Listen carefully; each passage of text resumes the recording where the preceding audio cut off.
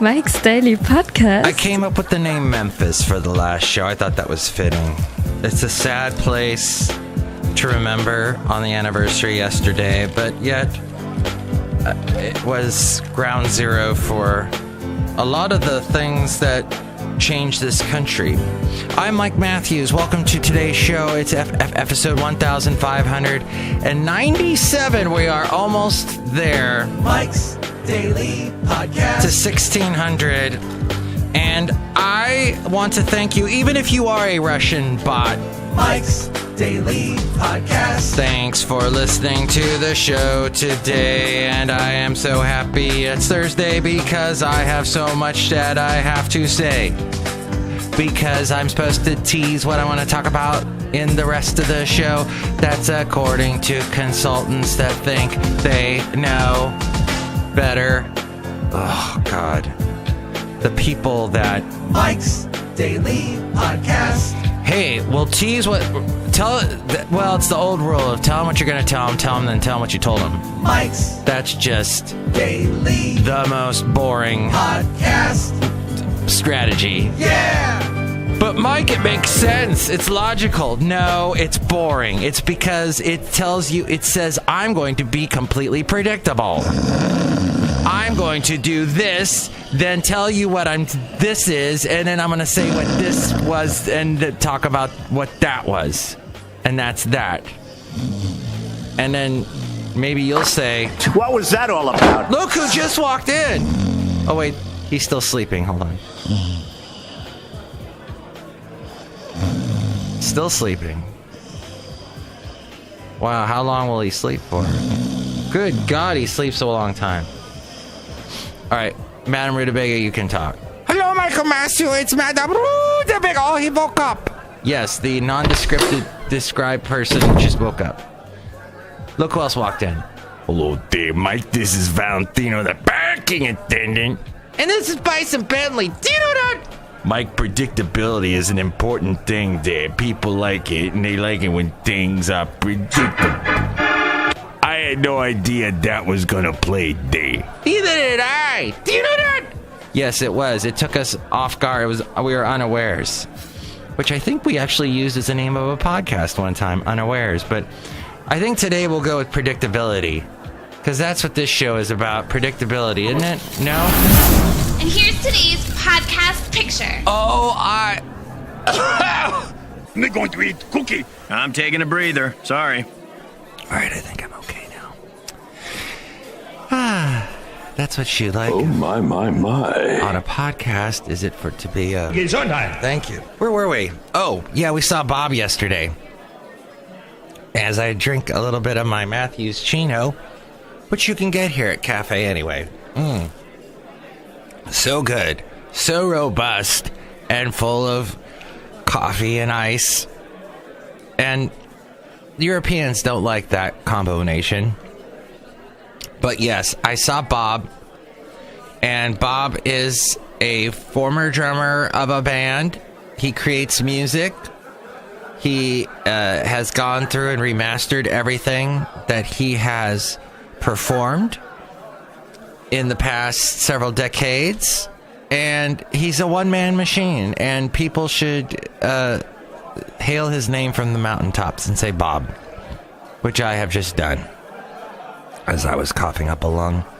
But yeah, that's Bob. So should I post a picture of Bob? No, I'll get Bob's first before doing that. But yeah, saw him yesterday. We had a long chat about how the accidents in the Bay Area, people get into accidents constantly in the Bay Area. In fact, I ran into my friend, not literally, I ran into my friend Dalton yesterday, and I go, hey Dalton, and I look at his car, and Dalton's car's got a big old dent, like the whole right headlight's been ripped off. What happened, Dalton? He goes, oh, well, I tried to slam on my brakes, and my brakes didn't work, so I had to stop myself somehow, so I ran into something on the side of the... Good gosh, it shouldn't happen. Get your brakes fixed. Now I'm sounding like Bill Adams, who does a show, who I produced a show for. at the radio station that I work for. Bill Adams has a car dealership, and I know the guy that he rents his place from. So it's sort of incestuous in the podcast Ravalli. And I guess that's all I was going to talk about. Should I post a picture from podcast Ravalli? I will at some point. I have it many times. But we'll find a significant picture in a moment. First off, I was watching this Phil Collins video, a recent Phil Collins video of him singing Easy Lover. And it saddened me greatly. Ooh, this one? A sunset in Alameda? I haven't been to Alameda in so long. I need to go there again. And there was a lovely sunset going on as I was looking out over towards Jack London Square. And I think I'll post that picture. So one of these or the marina there. Yeah, we'll pick one of these. I have so many to choose from. And Phil Collins was singing Easy Lover, and it was just so sad because he was sitting down at like a table, like he was sitting there being, I don't know, giving blood at a table. And while he was there, I guess I'll sing a song.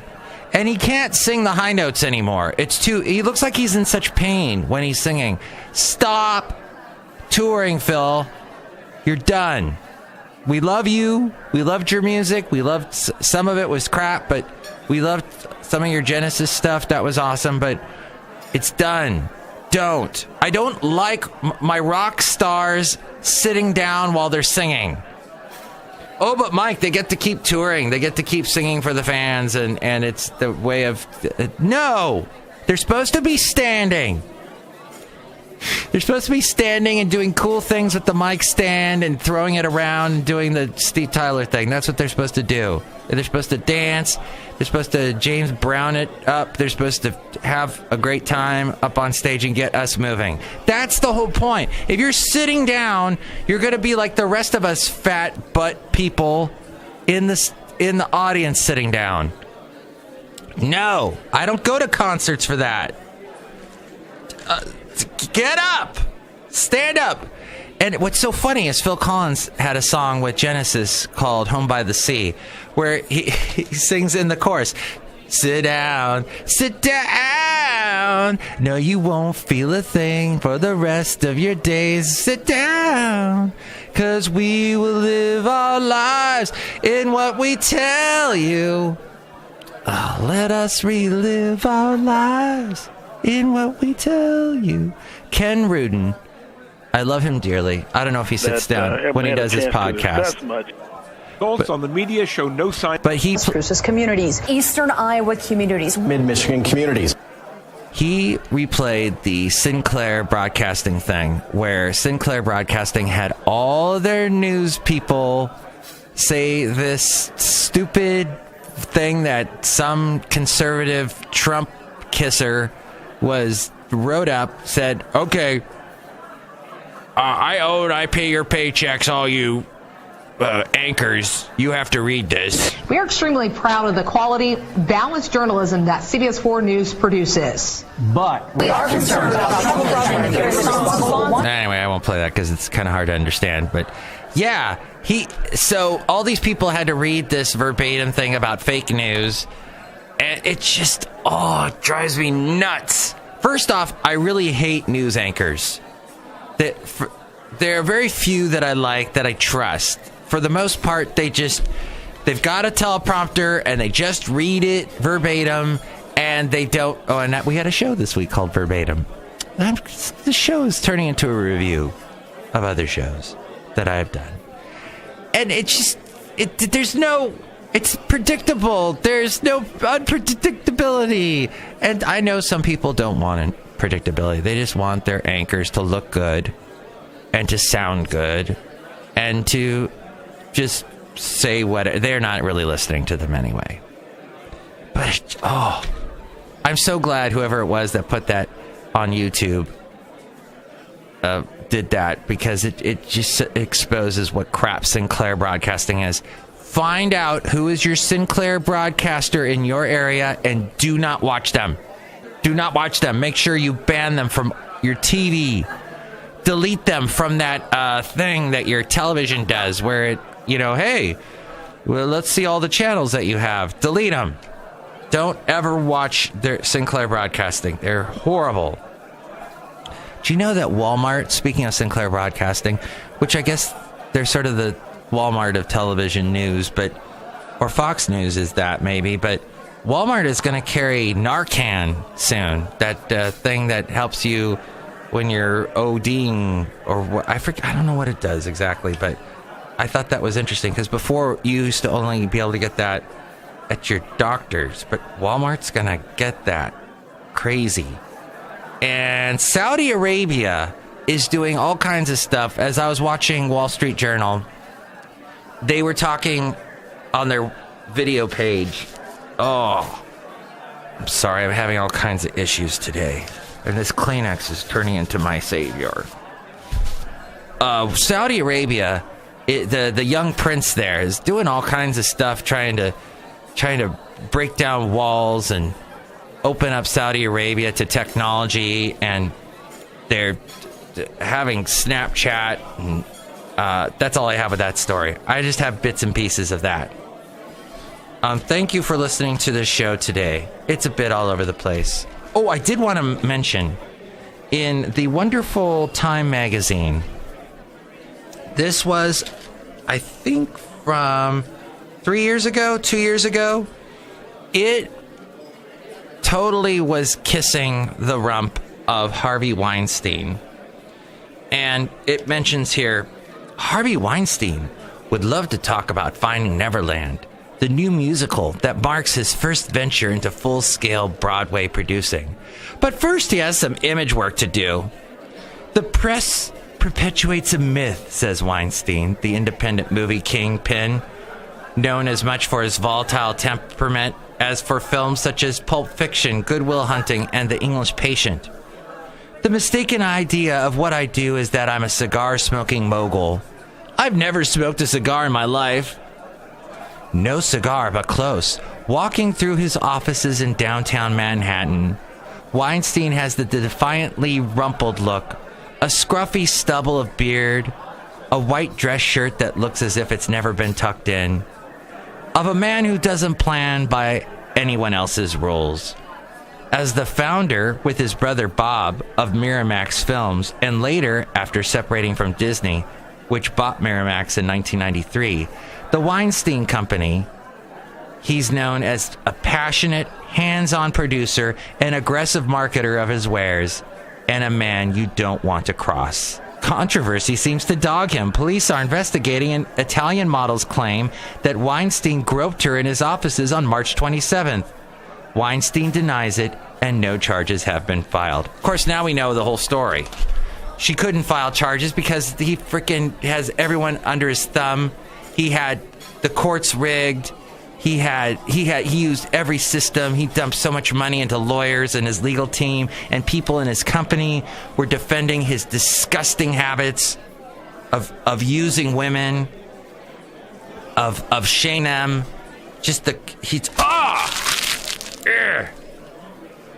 I take it back. Phil Collins, you can sit down and sing all you want. Harvey Weinstein is who I'm mad at now.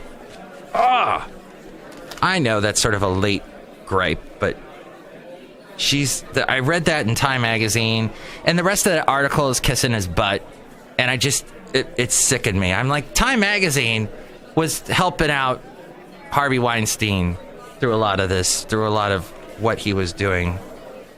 And then I got this Celebrator beer magazine.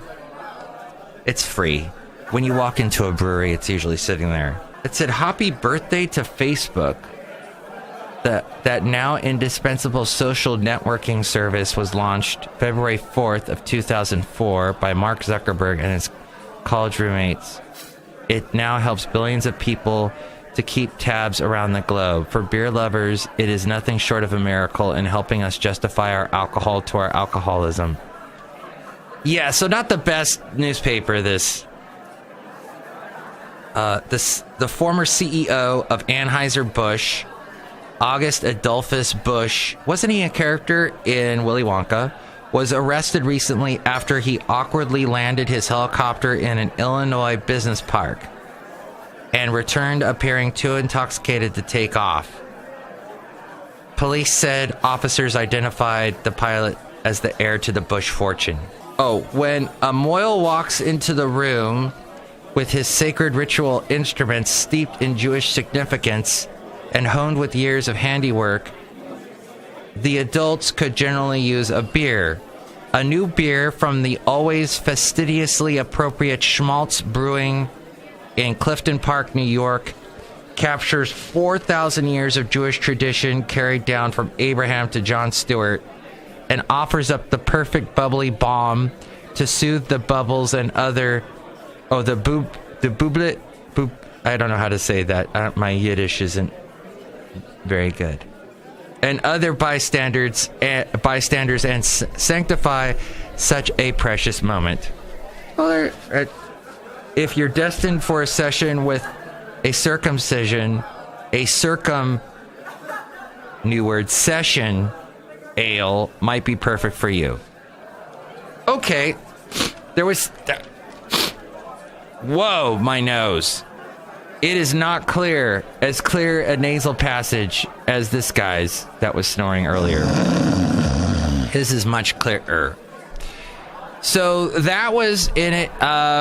Ken Rudin did a wonderful job talking about, on his podcast, The Political Junkie, about how Trump is taking aim at Jeff Bezos, the head of Amazon, who also owns the Washington Post, and how he doesn't like the fake news, but yet Jeff Bezos has no editorial control of it. And would I be able to find it if I press to you the feeling? It's right here. And welcome to episode 2. Back Against Biased Reporting took another step last week. We learned that many TV news anchors on stations owned by Sinclair Broadcast Group were instructed to give strikingly... All right, we got to that. Sinclair is far superior to CNN and even more fake NBC. Oh, that's what Trump total said. Joke, unquote. I get the sense that this is extremely dangerous to our democracy. That was what Meanwhile, Sinclair was saying. A member of Congress, Elizabeth Esty of Connecticut... Okay. Well, at any rate, that's what's going on in our world. As we go outside of Café Anyway, we're bringing you Mike's Daily Podcast somewhere in Podcast Ravalli. This show is a little bit disjointed, but I think we got a lot done. New Englander Patriots wide receiver Julian Edelman may have helped prevent another school shooting.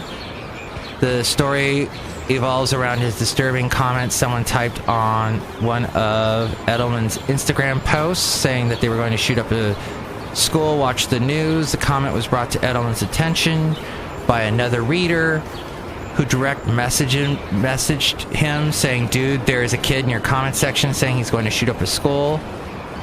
Edelman immediately reacted when he thought about the recent school shooting. According to the remote, Edelman asked his assistant to read through the comments on his post, and sure enough, she found the above-mentioned threat, and his assistant, Shannon Moen. Good job, Shannon. Called 911. Always call 911. There's all kinds of craziness in this world, and you need to call 911 to stop it. If you see a bunch of kids riding down the street with their bikes going the wrong direction, wrong way traffic, which is what Bob and I were discussing yesterday, because Bob has a big dent in his truck, and I'm like, how did that happen? And Bob's, well, I was trying to make a left-hand turn, and this guy T-boned me who was trying to go around, and you just got to keep your eyes open. You got to be aware of what's going on. You got to be looking out for the Daltons in the world. And he said that when you see something crazy, like these kids riding all at the same time, going up the traffic, thinking, oh, the cars are going to swerve and miss me. I'm entitled. I'm privileged. You call the police. Let them know. 911. The police are always, that's what we need to hear about, is this stuff. So that was a good job, Shannon. Speaking back into the meme situation, like we were talking about with Sinclair, Fleetwood Mac's Dreams meme. Thunder only happens when it's raining. The Color Guard meme on the YouTube video has catapulted Fleetwood Mac back onto the Billboard Hot 100. They haven't been there in a while. They used to dominate the charts, as did Phil Collins. Trump to target Russian oligarchs tied to Putin in fresh sanctions. The United States is expected to impose additional sanctions against Russia by tomorrow. The sanctions are economic and designed to target oligarchs with ties to Putin. And back to Facebook, which is this wonderful, just got started in a dorm room in 2004. And if I drink beer, it's a savior to me. Woo! Facebook on Wednesday said that the data of up to 87 million users may have been improperly shared with a political consulting firm, a figure far higher than the estimated 50 million that had been widely cited since the leak was reported last month. Mark Zuckerberg also announced that Facebook would offer all of its users the same tools and controls required under European privacy rules. The European rules, which go into effect next month, give people more control over how companies use their digital data. And of course, Mark said, we have a basic responsibility to protect people's data. And if we can't do that, then we don't deserve to have the opportunity to serve people. I hope the show has been predictable in every possible way and that you got a lot out of it. Next show, it's going to be the wonderful Shelley Shuhart, Floyd the Floorman, and John Deere the Engineer. See, I teased something happening in the next show in order to tell you there is something predictable happening, and yeah. Mike's Daily Podcast is written and produced and performed by Mike Matthews. His podcast is super easy to find. Download or listen to his show and read his blog at mikesdailypodcast.com. Email Mike now at mikesdailypodcast@gmail.com. See you tomorrow. Bye.